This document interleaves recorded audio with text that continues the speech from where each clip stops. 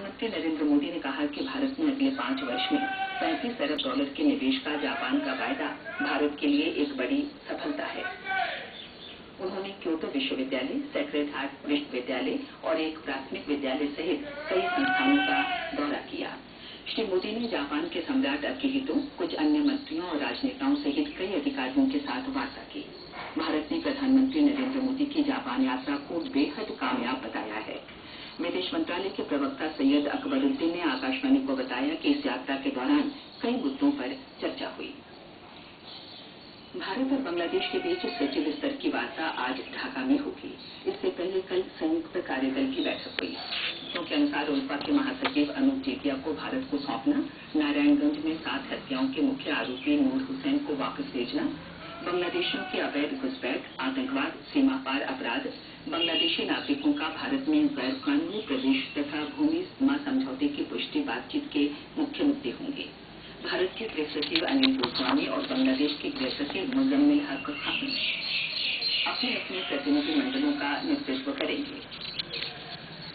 केंद्र ने मणिपुर सरकार से यूनाइटेड नेशंस काउंसिल की कल से प्रस्तावित बंद की घोषणा के बाद कानून व्यवस्था बनाए रखने के लिए सभी संभव उपाय करने को कहा है।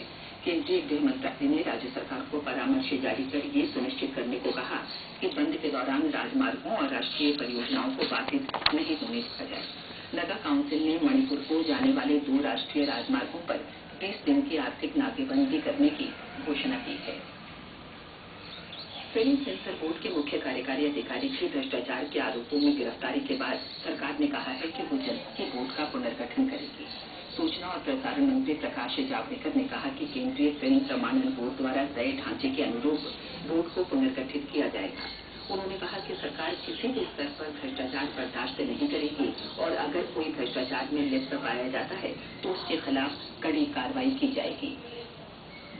हरियाणा सरकार ने पूरे राज्य को 2014 की खरीफ फसल के लिए सूखा प्रभावित घोषित किया है और लगातार सूखे के कारण होने वाले नुकसान के आकलन के लिए एक विशेष गिरदावरी के आदेश दिए गए हैं। हरियाणा के मुख्यमंत्री भूपेंद्र सिंह हुड्डा ने कल चंडीगढ़ में उन किसानों के लिए मुआवजे की घोषणा की जिनकी 50% फसल बर्बाद हो गई है।